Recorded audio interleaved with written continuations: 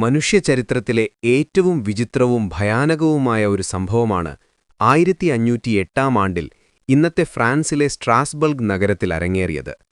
സാധാരണയായി ഒരു രോഗമെന്ന് കേൾക്കുമ്പോൾ നമ്മുടെ ഉള്ളിൽ വരുന്നത് പനിയോ മറ്റു ശാരീരിക അസ്വസ്ഥതകളോ ആണ്. എന്നാൽ ഒരു നഗരത്തെ മുഴുവൻ മരണത്തിലേക്ക് നയിച്ച ഈ വ്യാധി നൃത്തമായിരുന്നു. ഇതൊരു കെട്ടുകഥയല്ല, മറിച്ച് അക്കാലത്തെ ഭരണാധികാരികളും വൈദ്യന്മാരും പുരോഹിതന്മാരും കൃത്യമായി രേഖപ്പെടുത്തിയ സങ്കടകരമായൊരു യാഥാർത്ഥ്യമാണ്. 16-ാം നൂറ്റാണ്ടിലെ ആ കത്തുന്ന വേനൽക്കാലത്താണ് കഥ തുടങ്ങുന്നത്.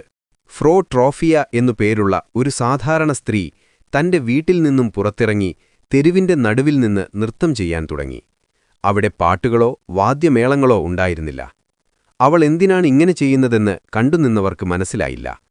ആദ്യമൊക്കെ ആളുകൾ അത് കണ്ട് തമാശയാക്കി ചിരിക്കുകയും അവൾക്ക് ഭ്രാന്ത് പിടിച്ചതാണെന്ന് കരുതുകയും ചെയ്തു. എന്നാൽ മണിക്കൂറുകൾ കഴിഞ്ഞിട്ടും അവൾ നൃത്തം നിർത്താൻ തയ്യാറായിരുന്നില്ല.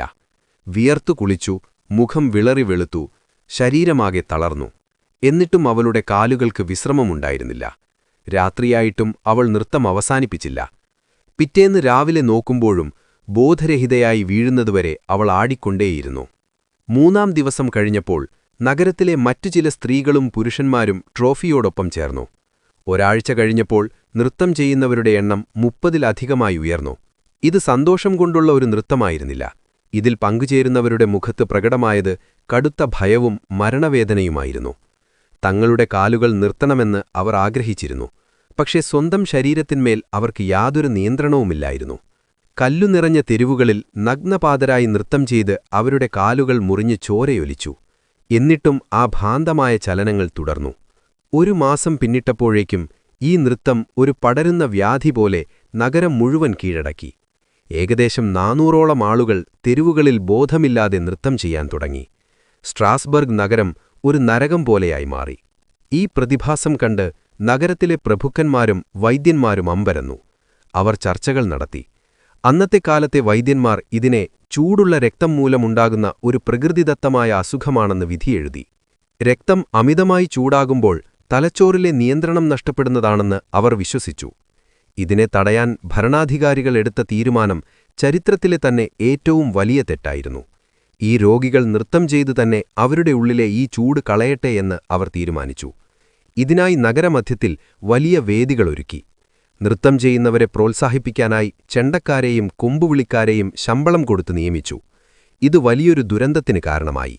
വാദ്യമേളങ്ങളുടെ താളം കൂടിയായപ്പോൾ കൂടുതൽ ആളുകൾ അബോധാവസ്ഥയിൽ ഇതിലേക്ക് ആകർഷിക്കപ്പെട്ടു.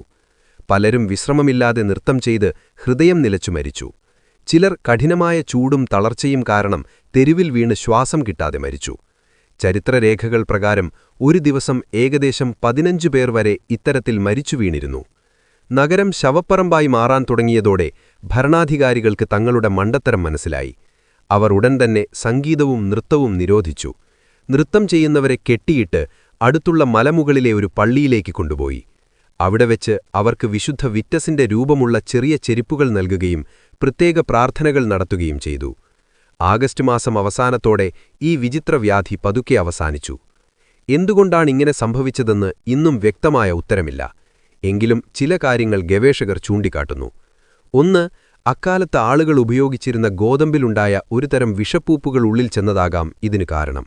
ഇത് തലച്ചോറിനെ ബാധിക്കുകയും മനുഷ്യരെ ഭ്രാന്തമായ അവസ്ഥയിലേക്ക് എത്തിക്കുകയും ചെയ്യും. മറ്റൊന്ന് അക്കാലത്തെ കടുത്ത പട്ടിണിയും ദുരിതങ്ങളും ജനങ്ങളിലുണ്ടാക്കിയ വലിയ മാനസിക സമ്മർദ്ദമാണ്. ഒരാൾ നൃത്തം ചെയ്യുന്നത് കണ്ടപ്പോൾ മറ്റുള്ളവരും അബോധാവസ്ഥയിൽ അതിലേക്ക് നയിക്കപ്പെട്ടതാകാം എന്ന് കരുതപ്പെടുന്നു. മനുഷ്യമനസ്സിന്റെ നിഗൂഢതകൾ വിളിച്ചോതുന്ന ഒന്നാണ് സ്ട്രാസ്ബർഗിലെ ഈ നൃത്തമരണം. ഒരു ചെറിയ ചുവടിൽ തുടങ്ങി നൂറുകണക്കിന് ആളുകളുടെ ജീവനെടുത്ത ആ നൃത്തം ഇന്നും ലോകത്തിന് ഒരു വലിയ ചോദ്യചിഹ്നമായി അവശേഷിക്കുന്നു.